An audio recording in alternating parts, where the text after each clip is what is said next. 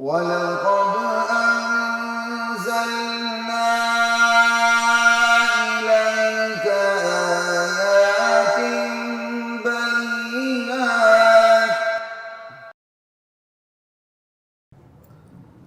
بسم الله.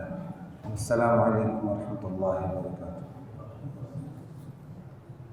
بسم الله والحمد لله والصلاة والسلام على رسول الله، أما بعد، فأعوذ بالله من الشيطان الرجيم.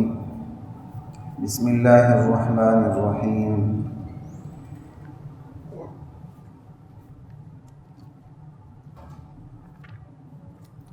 يا أيها الذين آمنوا أطيعوا الله وأطيعوا الرسول وأولي الأمر منكم، فإن تنازعتم في شيء فردوه إلى الله والرسول إن كنتم تؤمنون بالله واليوم الآخر، ذلك خير وأحسن تأويلا.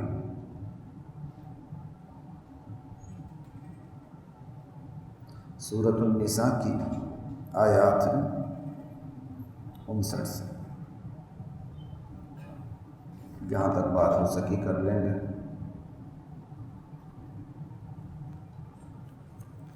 یہ آیات، یہ رکوع جو آگے آ رہا ہے، 5واں سپارے کا دوسرا رکوع اور دوسرا پاؤ ہے، اس دوسرے پاؤ سے ایک آیت پہلے میں نے آیت پڑھی ہے۔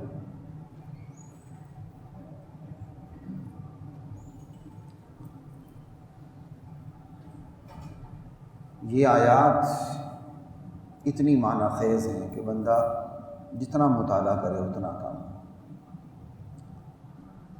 ان آیات میں جہاں نبی علیہ السلام کی شان رسالت کا بیان ہے، وہ اللہ کی شان حاکمیت کا بھی بیان ہے، اور جہاں اللہ کی شان حاکمیت کا بیان ہے، شان رسالت کا بیان ہے، اس کے ساتھ ساتھ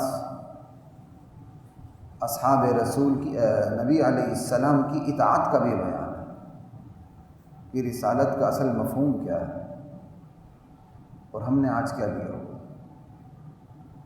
پھر آخر میں نبی علیہ السلام کے ساتھ جو ایک طبی محبت بھی ہوتی ہے اس کا بیان۔ اس پورے رکوع کے اندر 3-4 چیزیں ڈسکس ہو رہی ہیں۔ عقلی محبت تو ہر انسان کو ہوتی ہے، ہر مسلمان کو ہے۔ ایک ہے طبی محبت، اپنی اولاد سے، اپنے ماں باپ سے بڑھ کر، اور وہ بھی بائی نیچر ہو، لاجیکل محبت نہ ہو، بائی نیچر ہو، جس طرح بچوں کے ساتھ ہوتی ہے۔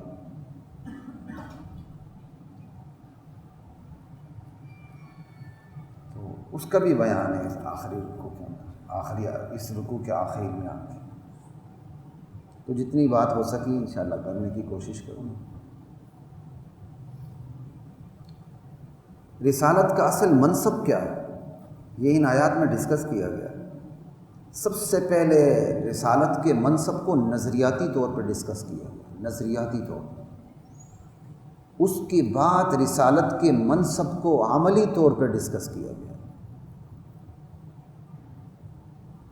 لا محالہ رسول آتا ہے تو اس کے دشمن بھی آتے ہیں۔ وَكَذَلِكَ جَعَلْنَا لِكُلِّ نَبِيٍّ عَدُوًّا مِّنَ الْمُجْرِمِينَ۔ نبی آتا ہے تو دشمن اس کا مقابلہ ضرور کرتا ہے، لیکن یہاں شان رسالت بیان ہو رہی ہے، شان حاکمیت خداوندی بیان ہو رہی ہے، اور شان حاکمیت خداوندی بھی کس پہلو سے بیان ہو رہی ہے کہ شان حاکمیت خداوندی کے ظہور ہونے کی جگہ ذات نبوت ہے۔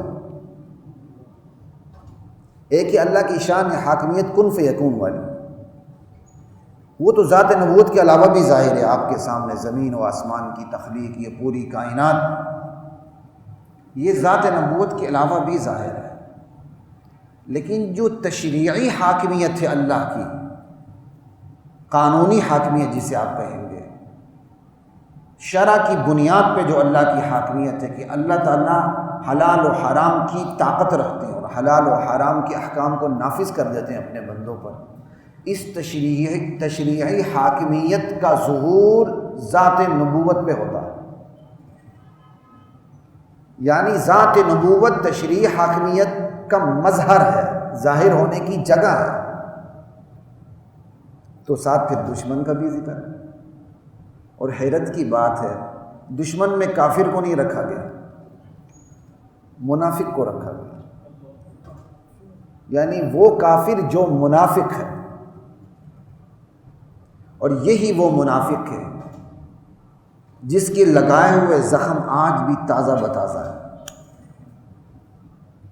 آج بھی کفر ایک سائڈ پر ہوتا ہے، یا وہ دو بدو آپ سے مقابلہ کرتا ہے یا آرام سے بیٹھا رہتا ہے۔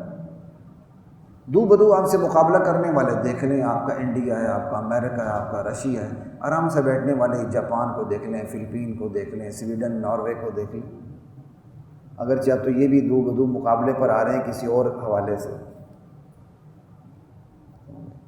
خاکوں کے حوالے سے، فریڈم آف اوپینین کے حوالے سے، نظریاتی حوالے سے۔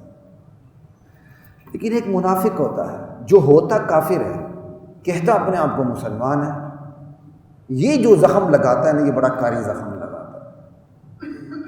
یہی وجہ ہے کہ حضرت عمر رضی اللہ تعالی عنہ کا مشہور قول ہے، کاش ہمارے اور فارس کے درمیان، جو آج کا ایران، کاش ہمارے اور فارس کے درمیان آگ کی دیوار حائل ہوتی۔ اس کے زخم بڑے کاری ہوتے ہیں، اور آج بھی امت کا زخم اسی وجہ سے چورا چور ہے، ہرا بھرا ہے۔ امت اس کو سمجھتی نہیں، اور جتنا بے عمل مسلمان ہوگا وہ اتنی ہی اس کی وزڈم نہیں ہوگی، وہ ان معاملات کو نہیں سمجھے گا، وہ کسی اور عنوان سے ان معاملات کو لے جائے گا۔ یہ مولویوں کی باتیں، یہ فرقہ پرستی کی باتیں، ایک سیکٹیرینزم ہے، کسی اور عنوان سے کہیں اور لے جائے گا، کاؤنٹر کر دے گا۔ تو حیرت کی بات ہے ان آیات میں، جہاں شان رسالت ہے، جہاں شان حاکمیت خداوندی ہے، اور جہاں شان اطاعت ہے، جہاں شان محبت ہے، وہاں بالکل ساتھ منافقت کو رکھا گیا جو مقابلے پہ اتری۔ تو سنیے، جتنی اس جمعے میں بات کر سکا ٹھیک ہے، ورنہ آگے چلتی رہے گی بات۔ یا ایھا الذین آمنوا، اے وہ لوگوں جو ایمان لا چکے ہو۔ یہ اسلوب اپنا کے بتا دیا گیا کہ ایمان لا چکے ہو تو تمہیں ایمان کے تقاضوں پر عمل کرنا ہوگا۔ تم نے حلف اٹھا لیا، تم نے اوتھ لے لیا، اس کی خلاف ورزی کی اجازت تمہیں نہیں دی جا سکتی۔ ہاں، ایمان لانے سے پہلے تمہاری مرضی ہے، فمن شاء فلیؤمن ومن شاء فلیکفر، لیکن یہ آپشن جو ہے کافروں کے لیے، مسلمانوں کے لیے نہیں، اور نہیں مسلمان کے گھر میں پیدا ہونے والے کے لیے، کیونکہ جو مسلمان کے گھر میں پیدا ہوتا ہے وہ مسلمان ہی ہوتا ہے۔ یہاں تک کہ میاں بیوی میں سے ایک مسلمان ہو تو بچوں کو مسلمان ہی سمجھا جاتا ہے۔ یہ بچوں کے آج فون پہ مسئلہ پوچھا گیا تھا تو مجھے یاد آ گیا، میں نے ویسے آپ کو بتا دیا۔ ہماری فقہ میں اصطلاح استعمال ہوتی ہے، بچہ خیر الابوین کے تابع ہوتا ہے، ماں باپ میں سے جو بہتر ہوتا ہے مذہب کے اعتبار سے، یعنی اسلام بہتری ہے تو اس کے تابع ہوگا۔ اگرچہ باپ کافر، میاں بیوی مسلمان، یہ تو نکاح ہوتا ہی نہیں، لیکن کہیں ایسی صورت پیش آ گئی کسی نے کر لیا تو اولاد تو ولد الزنا ہے، اولاد تو ماں کی ہے، باپ کا نسب ہی اسلام میں ثابت نہیں ہے، لیکن پھر بھی وہ اولاد مسلمان سمجھی جائے گی، اسے اسلام کو چھوڑنے کا حق نہیں ہے۔ اے وہ لوگوں جو ایمان لا چکے ہو،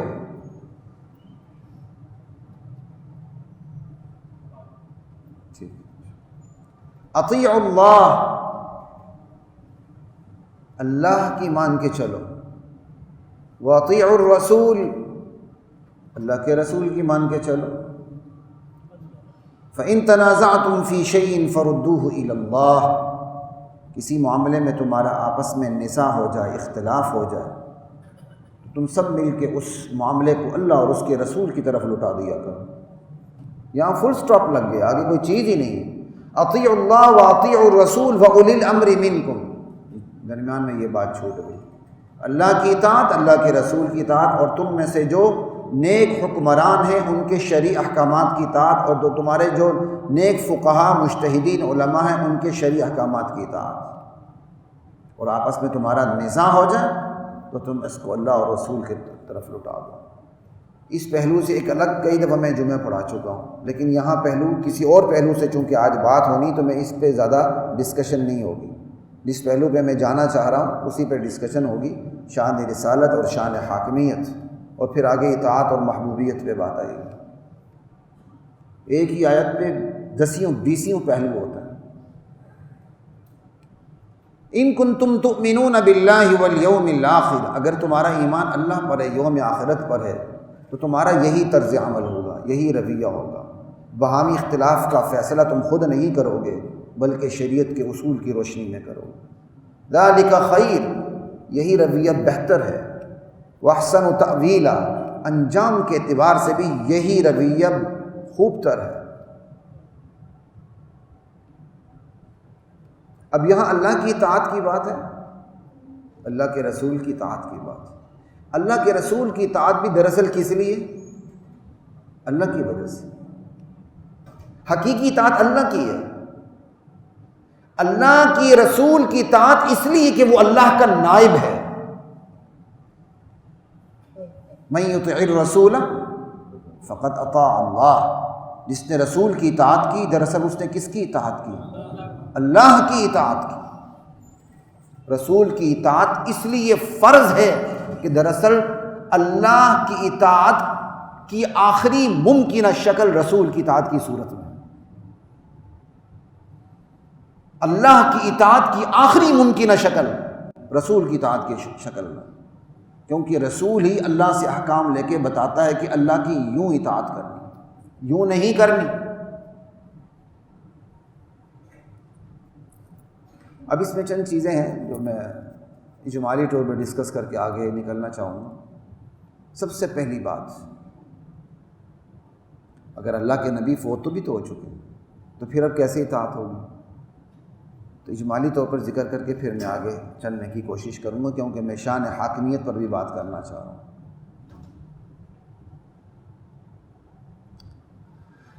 نبی کی زندگی میں نبی کی اطاعت، اور نبی علیہ السلام کی وفات کے بعد بھی نبی کی اطاعت۔ نبی علیہ السلام کی وفات کے بعد نبی علیہ السلام کے فرامین کی اطاعت دراصل نبی کی اطاعت، ٹھیک ہے؟ اور پھر اطاعت بھی کیسی ہے؟ نبی کو آخری معیار اور کسوٹی بنا کر نبی کی اطاعت۔ یہ ایویں شویں نہیں ہے کہ ایک اطاعت میری ہو رہی ہے، ایک آپ کی ہو رہی ہے، ایک آپ کا ماتحت آپ کی اطاعت کر رہا ہے۔ بطور مقتدی آخری معیار، اول و آخر معیار نبی ہوا کرتا ہے، بطور مقتدی صحابہ ہوا کرتے ہیں کہ صحابہ نے نبی کی کس طرح پیروی کر کے باقی امت کو یہ بات سکھلائی۔ بطور مقتدی اول و آخر معیار نبی ہیں، بطور مقتدی معیار صحابہ ہیں، اور یہ دونوں قرآن کریم سے ثابت ہیں۔ تو چوتھی بات کیا ہوئی؟ نبی کی اطاعت کس شکل میں کرنی ہے؟ نبی کو معیار اور کسوٹی بنا کے اطاعت، کہ ہر بات کو نبی کے فرمان کی روشنی میں پرکھا جائے گا۔ ٹھیک ہے تو قبول، نہیں تو پھینک دیں اس کو، آسمان ٹوٹ کے گرے، زمین پھٹ جائے، ہمیں کوئی پرواہ نہیں۔ یہ ہے معیار۔ یہاں کسی ارسطو، سقراط کی نہیں مانی جائے گی۔ لا الہ الا اللہ۔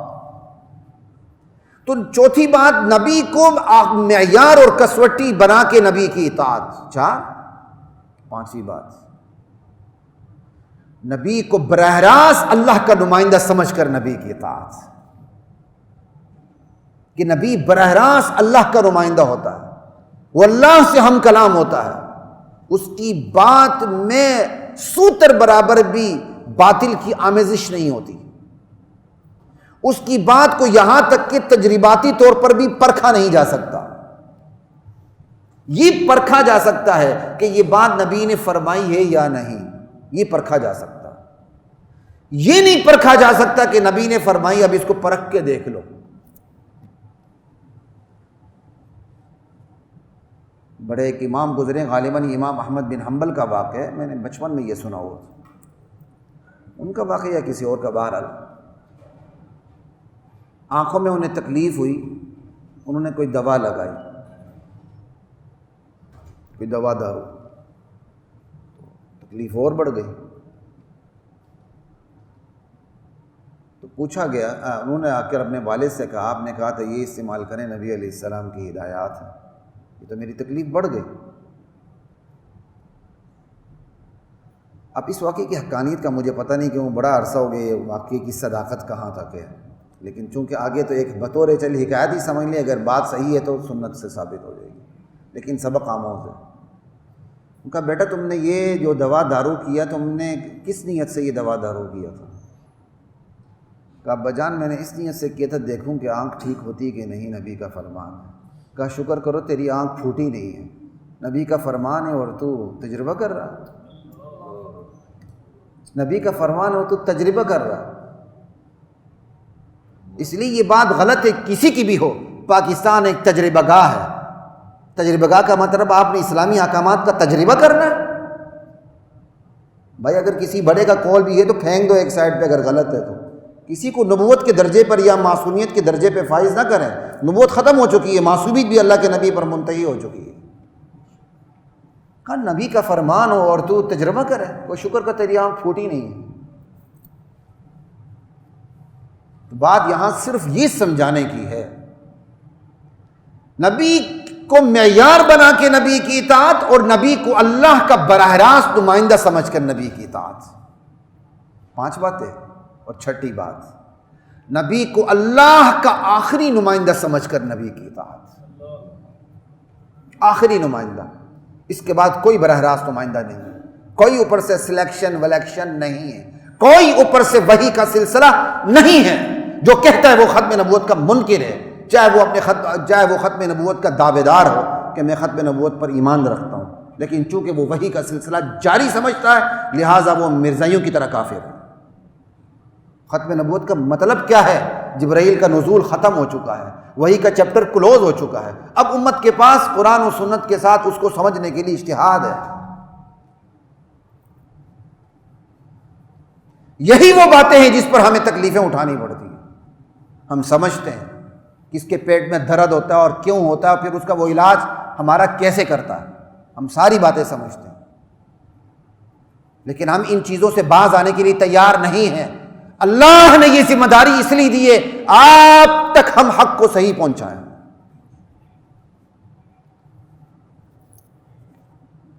لا الہ الا اللہ، نبی براہ راست، نبی کی اطاعت براہ راست اللہ کو نمائندہ سمجھ کی اطاعت۔ 6ٹھی بات نبی کو اللہ کا آخری نمائندہ سمجھ کر اللہ کی اطاعت، اور 7ویں بات نبی کو اللہ کا آخری معصوم سمجھ کر نبی کی اطاعت۔ اگر آپ معصوم سمجھے ہی نہ، اس کا مطلب نبی سے خطا ہو سکتی نعوذ باللہ، تو پھر بتائیں اطاعت کا وزن کیا رہا، پھر بتائیں پیروی کا وزن کیا رہا؟ تو پھر ایسی پیروی ہوگی کہ جیسے کسی آپ فلاسفر کی پیروی کرتے ہیں، بہت سی باتیں آپ ان کی مان لیتے ہیں، جی آپ کو کون سا فلسفی پسند ہے؟ ہاں جی مجھے تو نومسکی پسند ہے تو چومسکی پسند ہے، فلاں پسند ہے، مجھے روسو پسند ہے تو فلاں پسند ہے، لیکن پھر بھی آپ کئی باتوں سے اختلاف کر جاتے ہیں، نہیں جی نہیں مجھے اس کی یہ بات پسند نہیں ہے۔ نبی کی اطاعت کسی فلسفی کی اطاعت نہیں ہوتی کہ آپ کو جو آپ جس کو لائک کرتے ہیں، ایڈمائر کرتے ہیں، اس کو لے لیں، 5 باتوں سے اختلاف کر لیں۔ نہ نبی کی اطاعت اکثر باتوں میں، ہاں نبی کی نعوذ باللہ یہ بات مجھے پسند نہیں، انا للہ و انا الیہ راجعون، یہ بات نہیں ہو سکتی۔ نبی کو تو اللہ کا آخری معصوم سمجھ کر نبی کی اطاعت ہے، خطا کی کوئی گنجائش نہیں ہے، ورنہ بندہ کافر ہو جاتا ہے۔ اور پھر نبی کو آخری معصوم سمجھتے ہوئے اس کی معصومیت کو اللہ کے حصار میں سمجھتے ہوئے نبی کی اطاعت۔ ایک ہے نبی بائی نیچر معصوم ہوتا ہے، بائی نیچر معصوم ہوتے ہوئے بھی اس کی معصومیت کی نگرانی براہ راست اللہ خود کر رہا ہوتا ہے، جبرائیل امین نہیں کر رہے ہوتے، دنیا کی کوئی اور ہستی نہیں کر رہی ہوتی، یا سارے انبیاء جمع ہو کے عالم برزخ میں نگرانی پر اللہ نے نہیں لگایا کہ نبی کی ذرا نگرانی کرو، براہ راست خود خدا اپنے معصوم نبی کی معصومیت کی نگرانی بھی کر رہا ہوتا۔ اور 9ویں بات نبی کی اطاعت یہ سمجھ کر نبی کی اطاعت کہ نبی کی اطاعت 100% اللہ کی اطاعت، یہ 9 باتیں میں نے آپ کے سامنے رکھی ہیں، اس ایک ایک پہ پورا دن لگ سکتا ہے۔ یہ ساری کریم خلاصہ نکال کے اس لیے کہہ رہا ہوں کہ آپ کی نظریاتی تربیت ہو سکے۔ ہماری ہر طرف تربیت ہوئی ہے، کرکٹ کی تربیت ہوئی ہے، تیسرے بال میں چوکا لگنا، چوتھے بال میں دکا لگنا پتہ چل جاتا ہے۔ کیوں؟ دیکھ کے عادی ہو چکی ہیں کہ اب جناب علی گیند کہاں جائے گی۔ دین کا تھا پتہ نہیں، جس پر ہمارے پوری آخرت کا انحصار ہے۔ اسی پہ جھوے ہوتے ہیں نا، دوسرے بال پہ چوکا تو تیسری بال پہ تو چوتھے بال پہ، اسی پہ کھلاڑی خریدے جاتے ہیں۔ یعنی ایسے ایسے ماہر ہوتے ہیں، بتا دیتے اب یہ ہوگا، اب یہ ہوگا، اب یہ ہوگا، اب یہ ہوگا۔ کیا بات ہوتی ہے؟ کیوں؟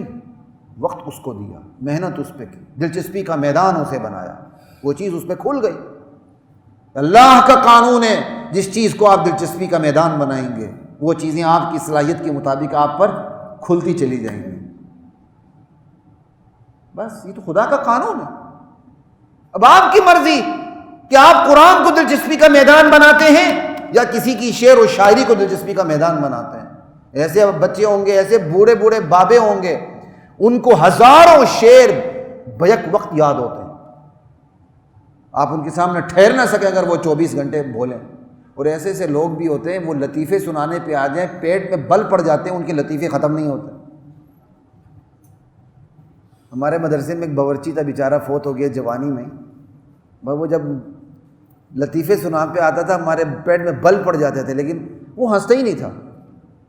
کمال کی بات ہے نا، خود لطیفہ سنائے ہنسے ہی نہ، اگلے کو مار دیتا تھا ہنسا ہنسا کے، لیکن اس کے لطیفے وہ سوچتا بھی نہیں تھا۔ ہمارے پیٹ کے بل ختم نہیں ہوتے تھے، وہ اگلے لطیفے کو چک کے مار دیتا تھا ادھر، بڑے آرام سے سنجیدہ ہو، اس کو سوچنا بھی نہیں پڑتا تھا۔ دلچسپی کا میدان وہ۔ آپ ٹی وی میں مقابلہ نہیں دیکھتے ہیں بچوں اور بچیوں کے، جس حرف پہ شعر ختم ہوتا ہے اسی حرف سے اگلا شعر شروع کر دیتے ہیں۔ کتنی محنت ہے، لیکن خدا کی قسم مجھے اس محنت پہ بڑا ترس آتا ہے، ان پہ اس محنت پہ بڑا ترس آتا ہے۔ ماں باپ کتنے ظالم ہیں کہ اپنے بچوں کی ذہانت کو کس رخ پہ لگا دیا، اور بچے اس سے بڑے ظالم ہیں۔ سامنے لڑکی بیٹھی ہوتی ہے، ٹک کر کے عشقیہ شعر مارتے ہیں، ہم نے بھی سنے، ایسی کوئی بات نہیں، ٹک کر کے عشقیہ شعر اس کے منہ پہ دے مارتے ہیں۔ اور ماں باپ بھی 32 دانت کھول کے بیٹی کو سن رہے ہوتے ہیں، ماشاءاللہ بیٹی بڑا اچھا مقابلہ کر رہی ہے۔ اب تو ماں باپ نے اپنے بچوں کو ٹک ٹاک پہ لے آئے ہیں، ماں باپ اپنی بچیوں کی ٹک ٹاک کی کمائی کھا رہے ہیں۔ بے دین نہیں، 5 وقت کے نمازی بچیاں ٹک ٹاک پر ہیں، 5 وقت کے نمازی۔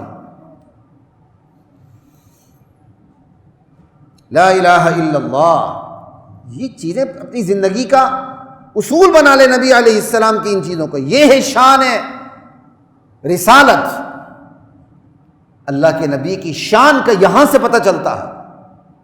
نبی کی زندگی میں نبی کی اطاعت، نبی کی وفات کے بعد بھی نبی کی اطاعت، نبی کے وفات کے بعد نبی کے فرامین کی صورت میں نبی کی اطاعت، معیار سمجھ کے اطاعت، آخری نمائندہ سمجھ کر اطاعت، آخری معصوم سمجھ کر اطاعت، براہ راست اللہ کا نمائندہ سمجھ کے اطاعت، اور یہ سمجھ کر اطاعت کہ اللہ کے نبی کی اطاعت 100% اللہ کی اطاعت۔ اب اس میں ان صفات میں اللہ کے نبی وحدہ لا شریک ہے، کوئی شریک نہیں اللہ کے نبی کا ان چیزوں میں، کوئی شریک نہیں اللہ کا ان چیزوں میں اللہ کے نبی کا۔ نبی کے ہوتے ہوئے کسی اور کی اطاعت ہو سکتی ہے؟ نبی کے وفات کے بعد بھی نبی کو چھوڑا جا سکتا ہے؟ ممکن ہی نہیں ہے۔ اسی لیے اطیعوا الرسول کے بعد اولی الامر کا لفظ ہے کہ اطیعوا الرسول پہ فل سٹاپ لگ گیا، وہی کا چیپٹر کلوز ہو چکا ہے۔ اب تم نے جو کچھ کرنا ہے اس کا تمہیں نتیجہ یا ٹیکسٹ کی صورت میں سامنے ملے گا، قرآن کی آیت، حدیث، نبی کی حدیث، یا انہی اصول کی روشنی میں تمہیں ملیں جائیں گی چیز۔ پریسیڈنٹس موجود ہیں، کوئی پریسیڈنٹ کوئی آپ کی عدالتوں کے کافی تھوڑی ہوتے ہیں، صحابہ کے پریسیڈنٹس موجود ہیں، نظائر موجود ہیں، اس پر تو حضرت عمر کا بہت بڑا کام ہے، صحابہ کا بہت بڑا کام ہے، اس پہ صحابہ کے ان نظائر کو سامنے رکھا جاتا ہے، ان پریسیڈنٹس کو سامنے رکھا جاتا ہے، ان مقدمات کو سامنے رکھا جاتا ہے، ان فیصلوں کو اور ان فتووں کو سامنے رکھا جاتا ہے۔ آخر میں لغت کی باری آتی ہے، جس کو ہم سب سے پہلے لے رہے ہوتے ہیں۔ قرآن کی تشریح قرآن سے، قرآن کی تشریح حدیث سے، قرآن کی تشریح اقوال صحابہ سے، آخر میں کچھ بھی نہ ملے پھر جا کے لٹرل میننگ آتے ہیں اور لغت آتی ہے، اور پھر بھی آپ اس لغت کا وہ مفہوم بیان نہیں کر سکتے جو طے شدہ مسائل کو ہٹ کرتا ہوں۔ اور ہمارے ہاں گمراہی کیا نکلی ہے؟ اس کے لٹرل میننگ کو لے کے بیٹھ جاتے ہیں، نہیں جی یہ تو یہ ہے، بھائی پھر نماز پڑھنی چھوڑ دو۔ نماز کی لٹرل میننگ تو دعا ہے، جہاں ایک بڑا بیہودہ سا معنی ہے، نیچے بیٹھ کے ہپ کو ہلا دینا نماز ہے، تحریک الصلوین۔ تو چھوڑ دیں نماز کو لٹرل میننگ میں، نماز قائم کریں، جب بھی نماز کا وقت ہو دعا کریں۔ یہ ساری باتیں اس لیے آتی ہیں گمراہیاں کہ ہم نے اللہ کے نبی کی رسالت اور ختم نبوت کی شان کو سمجھا ہی نہیں، ہم نے صرف اپنے نبی سے عقیدت دکھائی، عقیدت بس، عقیدہ نہیں دکھایا۔ اب ان آیات میں سب سے پہلے عقیدہ ہے، نبی علیہ السلام اور اللہ کے متعلق عقیدہ ہے۔ عقیدے کے بعد عقیدت جنم لیتی ہے، عقیدہ پیدا ہو تو عقیدت یعنی عظمت جنم لیتی ہے، عظمت ویسے پیدا نہیں ہوتی۔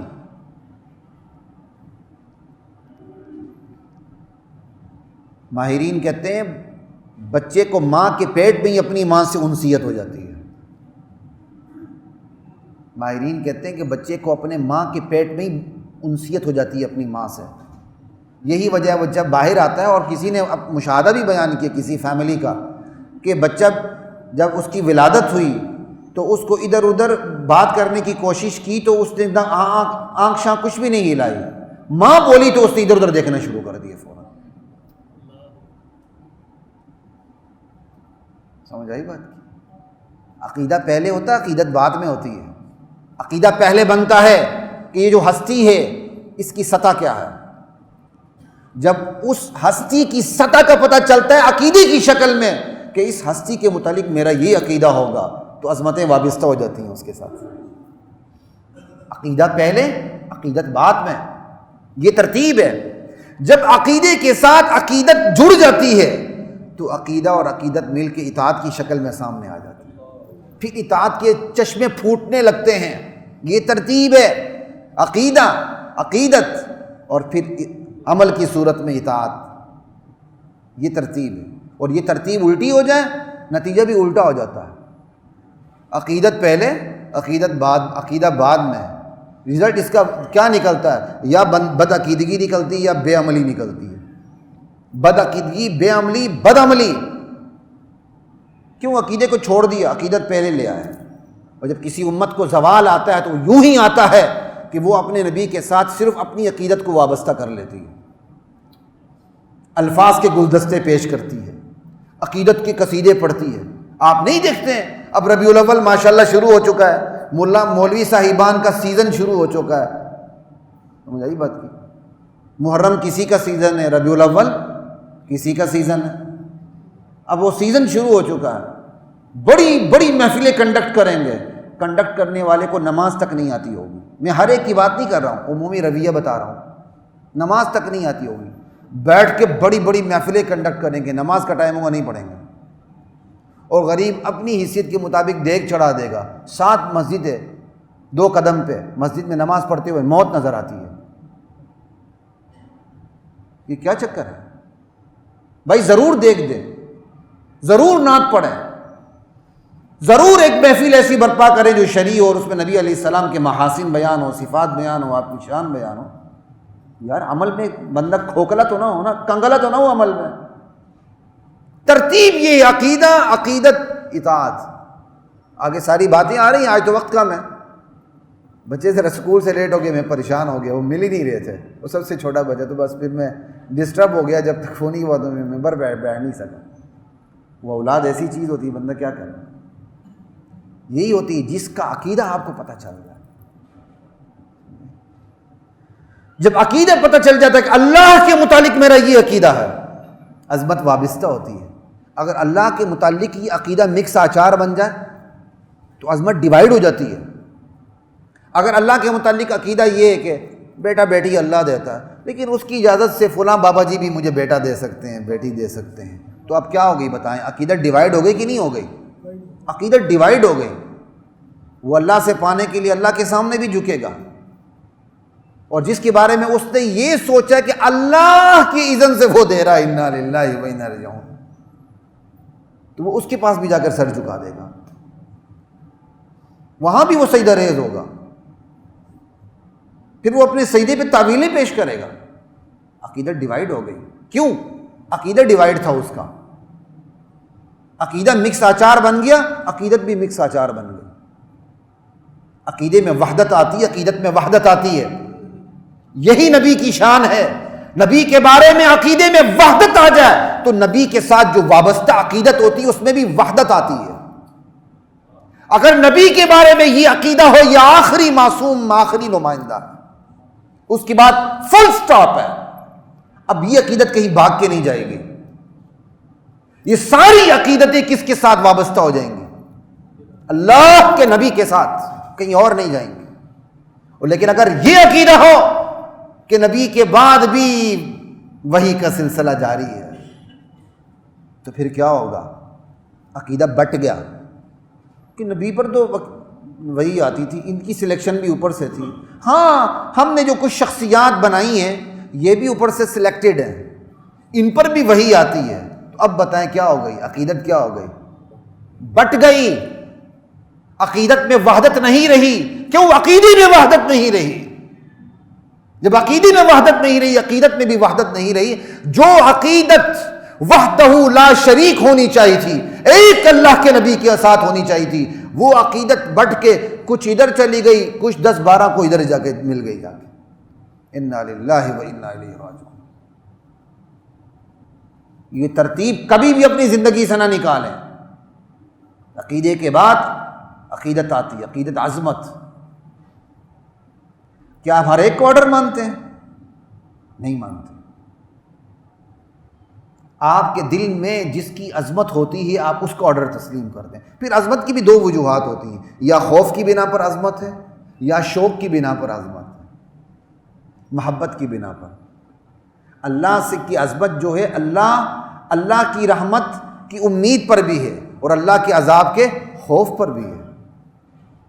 تو بندوں کے درمیان بھی یہ ہوتا ہے کہ آپ کے دل میں کسی کی عظمت ہے یا خوف کی بنا پر ہوتی ہے، یا محبت کی بنا پر ہوتی ہے، یا دونوں کی بنا پر ہوتی ہے۔ بلکہ کئی دفعہ ایسا ہوتا ہے بندے کو جس سے زیادہ محبت ہوتی ہے اس سے خوف کھانے لگتا، کہیں میری کسی حرکت سے یہ ناراض نہ ہو جائے۔ آپ مسجد نبی میں جاتے ہیں تو کتنی احتیاط کرتے ہیں، کتنے آداب کا خیال کرتے ہیں کہ مسجد نبوی میں آداب کیا ہیں، مسجد حرام کے آداب کیا ہیں، یہ عظمتیں ہیں، اور ان عظمتوں کی انتہا کی وجہ سے دھڑکا لگنے لگتا ہے۔ یہ ہے عقیدت اور عمل کی صورت میں اطاعت۔ یہ ترتیب بدل جائے نتیجہ بھی الٹا ہو جاتا ہے۔ عقیدت پہلے آتی ہے، عقیدہ بعد میں چلا جاتا ہے، اس کا رزلٹ کیا نکلتا ہے؟ بد عقیدگی آ جاتی ہے، بے عملی آ جاتی ہے، بد عملی آ جاتی ہے، امتوں کو زوال آتا ہے، وہ اپنے نبی کے ساتھ صرف عقیدت کے طور پر وابستہ ہو جاتے ہیں، عقیدے کے طور پر نہیں۔ اور یہی وجہ ہے، اسی کا خوف کھاتے ہوئے نبی علیہ السلام نے ارشاد فرمایا تھا، لا تطرونی کما اطرت النصارى عیسی ابن مریم، مجھے محبت میں یوں نہ بڑھا دینا جس طرح مسیحیوں نے عیسیٰ علیہ السلام کو محبت میں بڑھا کے درجہ الوہیت پر فائز کر دیا تھا۔ میرے ساتھ ایسے کبھی نہ کرنا۔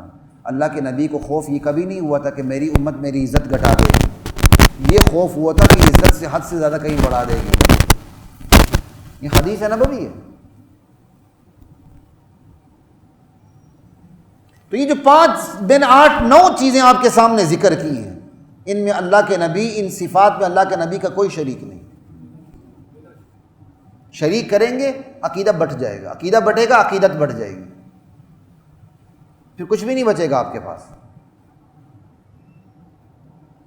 لا الہ الا اللہ واللہ۔ اب تو لوگ یہاں تک آ گئے، امتیوں کو نبیوں سے افضل قرار دے رہے ہیں۔ ہمارے نبی کی بات آ رہی تو کہتے ہیں نہیں برابر سرابر، اوپر نیچے، یہ وہ، انا للہ و انا الیہ راجعون۔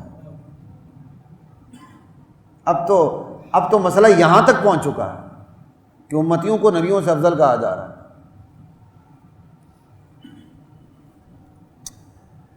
لا الہ الا اللہ واللہ اکبر، یہ عقیدہ 8-9 نمبروں کی صورت میں میں نے آپ کے سامنے رکھا قرآن کی ان آیات کی روشنی میں۔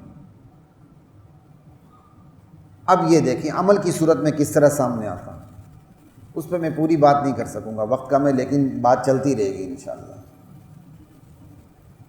الم تر الی الذین یزعمون انہم آمنوا بما انزل الیک وما انزل من قبلک یریدون ان یتحاکموا الی الطاغوت وقد امروا ان یکفروا بہ۔ یہ تعجب کا اسلوب ہے۔ آپ کو تھوڑی بہت عربی گرامر کا پتہ ہو نا، یا بلاغت کا، خیر یہ بلاغی باتیں نحو صرفی باتیں نہیں ہوتی، تو بلاغی باتیں جو وہ نحو کا بھی باپ ہے بلاغت۔ کہتے ہیں الصرف ام العلوم والنحو ابوہا، صرف علوم کی ماں ہے عربیت کی، اس کے اندر لفظ کی شجر نسب کو دیکھا جاتا ہے کہ اس کا روٹ کیا ہے۔ والنحو ابوہا، کہتے ہیں نحو اس کا باپ ہے، کیونکہ الفاظ کو جوڑ کے سینٹنس بنایا جاتا ہے، تو پہلے الفاظ تو ہوں گے نا، اور کیا کہتے ہیں پھر نحو کے بارے میں کہا جاتا ہے، کہتے ہیں النحو ابن البلاغہ، یہ نحو جو ہے نا بلاغت کا بیٹا ہے، بلاغت ان سب کا باپ ہے، اور قرآن جو عاجز کر دیتا ہے نا بلاغت کے باب میں کمال کا عاجز کرتا ہے۔ اب تعجب کا پہلو، الم تر الی الذین یزعمون، میرے نبی آپ دیکھتے نہیں ان لوگوں کو جو یہ دعویٰ کرتے ہیں انہم آمنوا بما انزل الیک وما انزل من قبلک، کہ ہم آپ جو کچھ آپ پہ وحی نازل ہوئی ہم اس پر بھی ایمان لے آئے، اور جو کچھ آپ سے پہلے انبیاء پر وحی نازل ہوئی ہم اس پر بھی ایمان لے آئے۔ کہتے ہیں زبان سے یہ عقیدہ ظاہر کرتے ہیں، عمل کیا ہے؟ یریدون ان یتحاکموا الی الطاغوت، حالت یہ ہے وہ اپنے مقدمات کے فیصلے طاغوت کی عدالت میں لے جاتے ہیں۔ آسان ہے؟ کہ میرے نبی آپ ان کو دیکھتے نہیں ہیں؟ کہتے ہیں ہم نبی پر ایمان لائے، تمام انبیاء پر ایمان لائے، اور عمل کیا ہے؟ اپنے مقدمات فیصلوں کے لیے طاغوت کی عدالتوں میں لے جاتے ہیں۔ یہاں طاغوت کا لفظ آمنوا بما انزل الیک کے مقابلے میں استعمال ہوا ہے۔ ہر وہ عدالت طاغوت کی عدالت کہلاتی ہے جس میں قرآن و سنت کے مطابق فیصلے نہیں ہوتے، آمنوا بما انزل الیک کے مطابق فیصلے نہیں ہوتے۔ اور یہ مدینے میں اترنے والی آیات ہیں، اور یہ بھی مدینے کی ابتدائی حالات میں جب یہودیوں کو بڑی قوت حاصل تھی، اور یہودیوں میں سے کچھ لوگ منافقت کی صورت میں اسلام کی طرف آئے تھے، وہ دونوں طرف سے فائدہ حاصل کرنا چاہ رہے تھے کہ ان کا پلہ باری ادھر، ان کا پلہ باری ادھر۔ اب وہ زبان سے کہتے تھے ہم ایمان لائے، لیکن جب آپس میں جھگڑے ہوتے تھے تو فیصلے کے لیے نبی کے آنے کے پاس بجائے وہ یہودی سرداروں کی عدالتوں میں چلے جاتے تھے۔ یہ میرے اور آپ کے لیے بہت بڑا سبق ہے۔ جائیداد کا کوئی مسئلہ آتا ہے جہاں شریعت مجھے نہیں دیتی، میں کہتا ہوں نہیں بھائی پنچایت فیصلہ کرے گی، ہمارے گاؤں کے رواج فیصلہ کریں گے، تمہارے گاؤں کے رواج پر اللہ کی لعنت اگر وہ قرآن و سنت سے متصادم ہے، اور اگر وہ قرآن و سنت سے متصادم نہیں ہے وہ تو پھر قرآن کا قانون ہوا، پنچایت کا تھوڑی ہوا۔ یہ تو شکر ہے کہ پنچایت قرآن و سنت کے مطابق نکل آئی۔ اور اگر کیا کہتے ہیں مجھے میرا فائدہ اسلام میں ہے، میں دوسرے بھائی سے کہتا ہوں نانا بھائی پنچایت میں نہیں جانا، شریف فیصلہ کرواتے ہیں، یعنی جہاں مفاد ہو وہاں جانا۔ آسان ہے؟ کہتے ایمان لائے، جاتے طاغوت کی عدالت میں۔ تو یہ مدینے کی ابتدائی آیات ہیں جس میں یہود کے معاشرے میں بھی ان کی پنچایتیں بیٹھتی تھیں، ان کی عدالتیں بیٹھتی تھیں، فیصلے کرتے تھے سرداران یہود۔ اب ادھر سے یہ کہتے تھے ایمان لائے، جب جھگڑے ہوتے تھے تو ایمان لانے کا مطلب تو یہ کہ نبی کے پاس تشریف لائیں اور نبی کے پاس حاضر ہوں، وہاں اپنے فیصلے کروائیں، جاتے تھے ادھر۔ تو یہاں دو مد مقابل ہو گئے، ایک طرف طاغوتی عدالتیں، ایک طرف خدائی نبوی عدالتیں. تو طاغوتی عدالتیں انہیں کہا گیا جو قرآن و سنت سے متصادم عدالتیں، ان کو طاغوتی عدالتیں کہا گیا. وہ چاہے ایک فرد عدالت بنے، جیسے دو آدمیوں کے درمیان جھگڑا ہو گیا، آپ نے تھرڈ پرسن کو آپ سامنے لیا، یار تم ہمارے درمیان فیصلہ کر دو، ہم دو بھائیوں کے درمیان یہ مسئلہ ہے. قرآن اس کو عدالت سمجھتا ہے. اگر وہ نبی کے فیصلوں کے مطابق فیصلہ کرے گا قرآن قبول کرتا ہے، ورنہ قرآن اس فرد کو ہی طاغوت سمجھتا ہے. اب فرد سے آگے چلے جائیں، پنچایت اگر قرآن و سنت کے مطابق فیصلہ کرے قرآن قبول کرتا ہے، ورنہ قرآن پوری پنچایت کو طاغوت کہتا ہے کہ یہ شیطان ہے. اس لیے اسلام چاہتا ہے بندہ پریکٹسنگ مسلم بنے. اگر وہ رخ نماز کی طرف کرتا ہے تو عدالت میں بھی اس کا رخ، اگر وہ رخ قبلے کی طرف کرتا ہے تو عدالت میں بھی اس کا رخ قبلے کی طرف ہونا چاہیے، انگلستان کی طرف نہیں ہونا چاہیے، ہندوستان یا اٹلی کی طرف، رومن کی طرف نہیں ہونا چاہیے، وہاں بھی اس کا رخ مدینے اور مکے کی طرف ہونا چاہیے. یہ تحاکم الی الطاغوت کوئی آسان چیز نہیں ہے. قرآن اسے اپنا مد مقابل قرار دیتا ہے. اس لیے دو آدمیوں کے درمیان کسی تیسرے کو فیصل بنا لیا جائے نا تو وہ اپنے انجام کی فکر کرے. اول تو بنے ہی نہ، بنے تو پھر قرآن و سنت کو سامنے رکھیں، پھر قرآن و سنت کو سامنے رکھیں. طاقت نہیں، پیچھے ہٹ جائیں. غلط کام کرنے کی بجائے پیچھے ہٹ جائیں اگر طاقت نہیں ہے. طاغوت نہ بنے قرآن کی زبان میں. اب یہ وہ کافر تھے جو اوپر سے اپنے آپ کو مسلمان کہتے تھے، لیکن ان کے کفر کا پتہ کب چلتا تھا؟ جب آپس کے جھگڑے ہوتے تو اللہ کے نبی کی عدالت میں آنے کی بجائے طاغوت کے پاس چلے جاتے. لا الہ الا اللہ. پھر آہستہ آہستہ یہودیوں کی قوت کم ہوتی گئی. اسلام مکمل طور پہ غالب آ گئی، عدالتیں ساری ان کی ختم ہو گئیں. لیکن منافقت کا زور رہا جب تک یہودیت کا زور تھا. یہودیت کا زور ٹوٹتا گیا تو منافقین انہی کا سہارا لیتے تھے. یہ ابتدائی دور کی، مدینے کی ابتدائی دور کی آیات ہیں.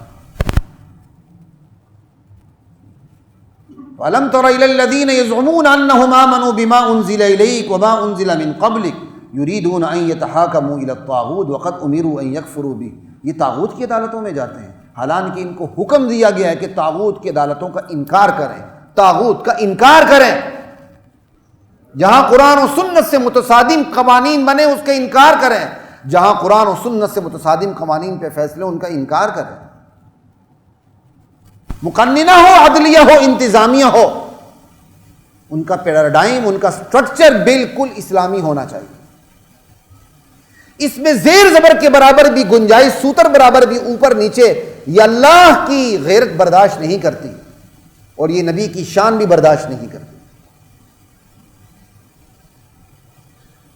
لا الہ الا اللہ. وقد امروا ان یکفروا بہ ویرید الشیطان ان یضلهم ضلالا بعیدا. ایک تو یہ خود لے جاتے ہیں طاغوت کی عدالتوں میں اپنے فیصلے، اور دوسری طرف شیطان بھی یہی چاہتا ہے کہ ان کو گمراہ کر دے. تو دونوں شیطان ہو گئے نا، بندے کا نفس بھی شیطان اور باہر کا شیطان بھی یہی کام کر رہا ہے. وہ بھی چاہتے ہیں ان کو یوں گمراہ کرے، لہذا وہ گمراہ ہو ضلالا بعیدا. یہ ساری باتیں آتی کیسے ہیں؟ اب چونکہ وقت بالکل ختم ہے، 2 منٹ میں اپنی بات کو ختم کرتا ہوں، آگے انشاءاللہ بات چلتی رہے گی اللہ تعالیٰ نے چاہا. آخر ایک بندہ اپنے آپ کو مسلمان کہے تو اس کے اندر یہ جراثیم آتے کیسے ہیں؟ جراثیم اس لیے آتے ہیں کہ وہ فَمَن يَكْفُرْ بِالطَّاغُوتِ وَيُؤْمِن بِاللَّهِ پہ عمل نہیں کرتا. اسلام میں آنا ہو تو انکار پہلے، اقرار بعد میں ہے. اسلام کہتا ہے تو نے میرے پاس آنا ہے، طاغوت کا انکار کر کے میرے پاس آؤ، ورنہ نہ آؤ، تمہاری ہمیں کوئی ضرورت نہیں ہے. آتے ہو تو سب کا انکار کر کے ادھر آؤ. اب جو لوگ سب کا انکار کر کے نہیں آتے وہ تو ہوتے منافق، مسلمان تو ہوتے نہیں.